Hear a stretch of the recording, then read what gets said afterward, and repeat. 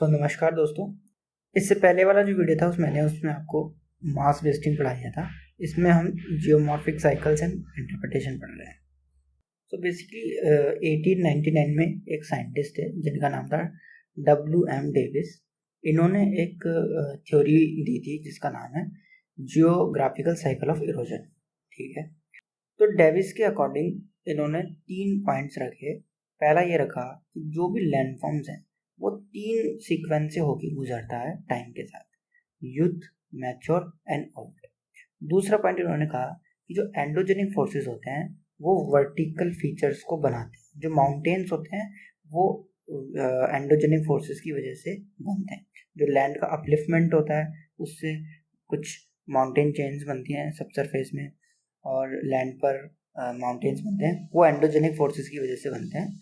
और तीसरा जो इन्होंने पॉइंट कहा कि जो एक्सोजेनिक फोर्सेस होते हैं जैसे कि रेनफॉल, विंड, ये सब इन वर्टिकल इरेगुलरिटीज को रिमूव कर दी। तो सिंपल सा कहने का मतलब ये है कि कोई माउंटेन होगा, तो माउंटेन जैसे रेनफॉल होगी, अब इस रेनफॉल की वजह से ये माउंटेन इरोड होगा, मटेरियल इरोड होगा, ठीक है, तो उसकी वजह से फ्लैट प्लेन्स बनेंगे। तो ये जो रेनफॉल है ये बेसिकली एक एक्सोजेनिक फोर्स है जो इस इरेगुलरिटीज जो माउंटेन्स हैं इनको इरोड कर रही है और इन्हें पेनी प्लेन बना रही है, यानी इन्हें इरोड करके एक नया फीचर बना रही है। तो 2 फोर्सेस काम करते हैं, endogenic forces, exogenic. Endogenic forces in mountains को बनाते हैं और एक्सोजेनिक फोर्सेस ये जो माउंटेन्स बने हैं इनको इरोड करते हैं। The theory was first implemented to fluvial system. ये जो थ्योरी है ये सबसे पहले फ्लूवियल सिस्टम यानी जो रिवर सिस्टम है उसके अंदर ये अप्लाई करी गई थी सबसे पहले। उसके बाद ये लेटर जो अदर एनवायरनमेंट्स हैं जैसे कि ग्लेशियर या डेजर्ट, यहाँ पर भी ये थ्योरी को अप्लाई करा गया। ये जो साइकिल्स हैं ये उसमें भी लाई गई, लेकिन इम्पोर्टेंट जो है वो हमारे लिए वो फ्लूवियल साइकिल्स ही इम्पोर्टेंट। अब हम देख लेते हैं कि डेविस साइकिल ऑफ इरोजन के में क्या क्या फैक्टर्स ऐसे हैं जो रिस्पॉन्सिबल है फॉर्मेशन ऑफ लैंडफॉर्म का। ठीक है, factors responsible for the formation of landforms. तो 3 फैक्टर्स होते हैं। पहला होता है स्ट्रक्चर, दूसरा होता है प्रोसेसेस और तीसरा होता है टाइम। स्ट्रक्चर में क्या होता है कि कौन सी लिथोलॉजी को इरोड कर रहे हैं हम या वेदर कर रहे हैं उस पर डिपेंड करती है। फॉर एग्जांपल अगर सैंडस्टोन है तो सैंडस्टोन जो होता है वो बहुत फास्ट इरोड होता है, तो उसमें अलग तरीके की आपकी लैंडफॉर्म्स बनती है। जबकि ग्रेनाइट जो है वो एक हार्ड रॉक है, इग्नियस रॉक है, तो वो स्लोअर इरोड होती है, उसमें अलग तरीके की आपकी लैंडफॉर्म बनती है। इसमें मोस्टली बाल्ट टोपोग्राफी बनती है। ग्रेनाइट होता है उसमें जनरली बाल्ट टोपोग्राफी बनती है। सैंडस्टोन होता है उसमें लेयर टोपोग्राफी बनती है। दूसरा होता है प्रोसेसेस, यानी कौन से प्रोसेसेस काम कर रहे हैं। फ्रॉस्ट वेदरिंग काम कर रही है या हीट काम कर रही है या एयर काम कर रही है या वाटर काम कर रहा है, उस पर डिपेंड करता है किस तरीके का लैंडफॉर्म बनेगा। और तीसरा होता है टाइम। टाइम में टेम्पोरल वेरिएशन के हिसाब से लैंडफॉर्म्स बनते हैं। अगर यूथ स्टेज होगी तो अलग तरीके की टोपोग्राफी बनेगी, मैच्योर स्टेज होगी तो अलग तरह की बनेगी, और ओल्ड स्टेज होगी तो अलग तरह की टोपोग्राफी। ठीक, अब इसमें एक चीज़ आती है कि डेविस जो मॉडल है, डेविस साइकिल ऑफ इरोजन का जो मॉडल है वो उसकी क्या लिमिटेशन है। देखो ये जो मॉडल है ये फील्ड ऑब्जर्वेशन पे बेस्ड है, लेकिन ये जो अपलिफ्टमेंट प्रोसेस होता है उसको ये समझा नहीं पाता अच्छे से। ठीक है, so Davis model is simple and based on field observation, but concept of upliftment is not properly explained. ये इसमें इसकी एक लिमिटेशन है। ठीक, अब हम देखते हैं फ्लूवियल साइकिल या नॉर्मल साइकिल ऑफ इरोजन। देखो फ्लूवियल साइकिल और नॉर्मल साइकिल एक ही चीज है। कई बार क्वेश्चंस में ये इस तरीके से दिया जाता है, कई बार वो लिख देंगे नॉर्मल साइकिल ऑफ इरोजन को एक्सप्लेन करो, तो उसका सिंपल सा मतलब है कि डेविस साइकिल को फ्लूवियल एनवायरनमेंट में, डेविस साइकिल को फ्लूवियल एनवायरनमेंट में एक्सप्लेन करो। ठीक है, इतना सा मतलब है। तो फ्लूवियल, इसको फ्लूवियल साइकिल ऑफ इरोजन भी कहते हैं और डेविस साइकिल और नॉर्मल साइकिल ऑफ इरोजन भी कहते हैं। ठीक, तो क्या होता है इसके अंदर, इसमें स्टेप्स होते हैं कुछ इरोजन के, साइकिल ऑफ इरोजन के। तो पहले क्या होता है, सबसे पहले अपलिफ्टमेंट होता है लैंड मास का with respect to sea level. दूसरा जो प्रोसेस होता है उसमें क्या होता है, इरोजन होता है रिवर से, लेकिन जो अपलिफ्टमेंट होता है, रेट ऑफ अपलिफ्टमेंट, वो ज़्यादा होता है रेट ऑफ इरोजन से। तो जो नेट होता है वो अपलिफ्टमेंट होता है, लेकिन थोड़ा स्लो होता है। ठीक है, तीसरा स्टेप होता है, उसमें क्या होता है, अपलिफ्टमेंट स्टॉप हो जाता है और इरोजन कंटिन्यू रहता है, यानी रेट ऑफ इरोजन जो होता है वो ग्रेटर हो जाता है आपका रेट ऑफ अपलिफ्टमेंट से।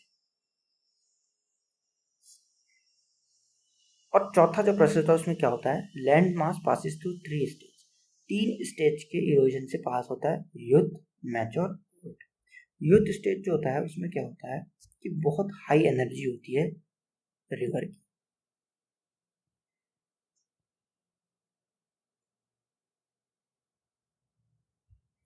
जबकि मैच्योर स्टेज जो होता है उसमें एनर्जी थोड़ी मीडियम होती है, और ओल्ड स्टेज जो होता है उसमें एनर्जी बिल्कुल कम हो जाती है।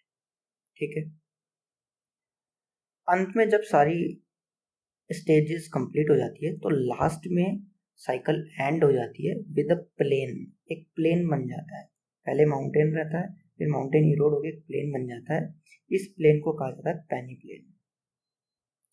तो ये डायग्राम है जो डेविस ने दिया था सबसे पहले, यही आपको एक्सप्लेन करना है। अगर एग्जाम में आएगा तो ये डायग्राम बना के आना है आपको, जब भी नॉर्मल साइकिल ऑफ इरोजन का कोई क्वेश्चन आएगा तो ये डायग्राम बनाना है, और वो जो प्रीवियस पॉइंट्स मैंने बताए आपको वो आपको लिखना है।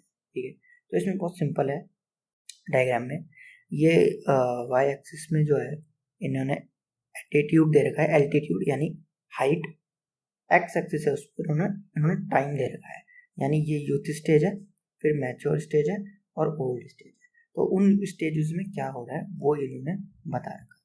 तो आप देखोगे जो यूथ स्टेज है उसके अंदर अपलिफ्टमेंट कंटिन्यू रहता है, यानी ये जो लाइन है ये अपलिफ्टमेंट की लाइन है, तो अपलिफ्टमेंट चलता रहता है, और यूथ स्टेज में अपलिफ्टमेंट स्टॉप हो जाता है। ठीक है, और अपलिफ्टमेंट स्टॉप होने के बाद क्या होता है, मैंने अभी इससे पहले बताया आपको कि अपलिफ्टमेंट स्टॉप हो जाता है और इरोजन कंटिन्यू रहता है। देखो इरोजन साइकिल हमेशा जब अपलिफ्टमेंट स्टॉप हो जाएगा तभी चालू होगी, यहाँ से स्टार्ट होगी erosion cycle, erosion cycle start, यहाँ से इरोजन साइकिल स्टार्ट नहीं होगी, ये तो अपलिफ्टमेंट का टाइम है। तो यहाँ से लेके यहाँ तक आपका अपलिफ्टमेंट होगा। ठीक है, उसके बाद जब इरोजन जब अपलिफ्टमेंट स्टॉप हो जाएगा तब इरोजन साइकिल स्टार्ट होगी। तो उसकी जो पहली स्टेज आएगी वो यूथ साइकिल होगी, स्टेज होगी। उसके बाद ये मैच्योर स्टेज होगी, इसमें एल्टीट्यूड कम होता जाएगा, और फिर उसके बाद ओल्ड स्टेज आ जाएगी जिसमें पूरा पैनी प्लेन मिल जाएगा, यानी सी लेवल के बेस लेवल के बराबर हो जाएगा, उसको कहते हैं पैनी प्लेन। अब इसमें जो हमने 3 स्टेजेस देखी हैं, यूथ स्टेज, मैच्योर स्टेज और ओल्ड स्टेज, इन सब में अलग अलग तरीके की प्रोसेसेस होते हैं और अलग अलग तरीके के लैंडफॉर्म होते हैं। जैसे यूथ स्टेज जो होता है उसमें हेडवर्ड इरोजन बहुत ज़्यादा होता है, तो उसमें गलीज बनते हैं और रेल्स बनते हैं, छोटी छोटी गलीज बनती हैं और रेल्स बनते हैं। मोस्टली डेंड्रिटिकल पैटर्न्स बनते हैं, ड्रेनेज पैटर्न, ये हम नेक्स्ट चैप्टर में पढ़ेंगे ड्रेनेज पैटर्न के अंदर। तो यूथ स्टेज में बनते हैं ड्रेनेज पैटर्न्स, डेंड्रिटिकल ड्रेनेज पैटर्न्स। उसके बाद यहाँ पे गॉर्जेस और कैनियंस बनते हैं और वाटर डिवाइड बनता है। ठीक है, ये हम सब आने वाले लेक्चर्स में देखेंगे। मैच्योर स्टेज जो होती है उसमें क्या होता है, मोस्टली यूनिफॉर्म स्लोप्स होते हैं, अलूवियल फैंस बनते हैं। ठीक है, मेंडरिंग रिवर्स बनती हैं, फ्लड प्लेन्स बनते हैं, नेचुरल रिवेज बनते हैं, पॉइंट बार्स बनते हैं। Mostly these are depositional landforms, ये डिपोजिशनल लैंडफॉर्म है, नेचुरल रिवर डिपोजिशनल है, अलूवियल फैन डिपोजिशनल लैंडफॉर्म है। तो ये सारे लैंडफॉर्म्स बनते हैं। उसके बाद हमारे पास आता है ओल्ड स्टेज। तो ओल्ड स्टेज में क्या होता है कि जो डाउनवर्ड कटिंग होती है वो बिल्कुल ख़त्म हो जाती है। ठीक है, और वेदरिंग बहुत ज़्यादा हो जाती है, इसकी वजह से एक पैटर्न बनता है, उसको कहते हैं ब्रेडेड रिवर्स। और दूसरा जो बहुत इंपॉर्टेंट बनता है वो है delta.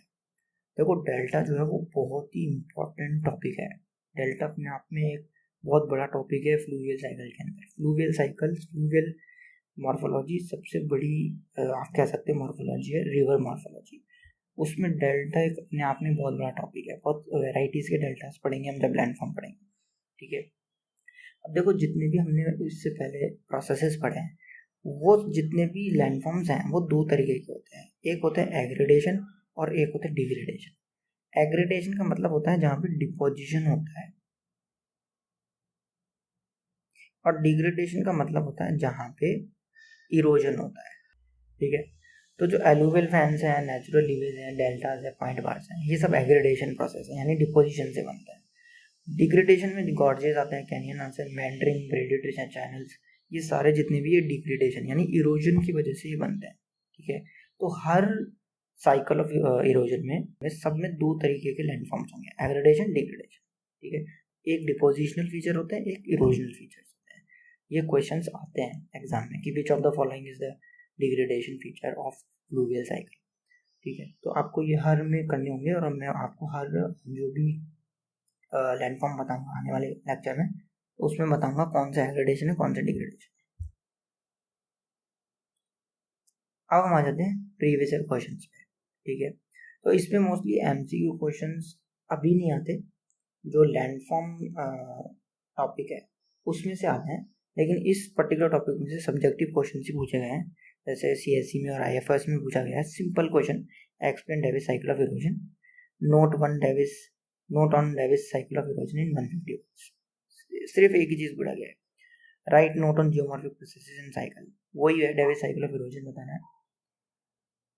Site any four aggradation and degradation landmark of fluvial cycle. फिर इसमें कम जो जीएसआई का एग्जाम है आपका, उसमें भी क्वेश्चन पूछे गए हैं, explain Davis cycle of erosion and landform development, peneplanation as a component of erosion cycle. तो ये वाले जो क्वेश्चन हैं इसमें बेसिकली जो डायग्राम था आपका, वो डायग्राम बना के आना है और उसको एक्सप्लेन करना है।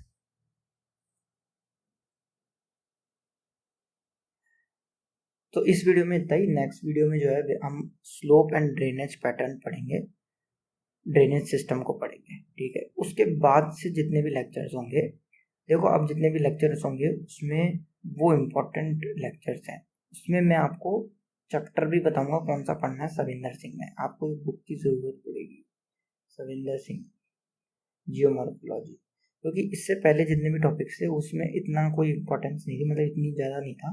अब जो टॉपिक्स आएंगे वो बहुत इंपॉर्टेंट है, उसमें आपको रीडिंग करनी पड़ेगी।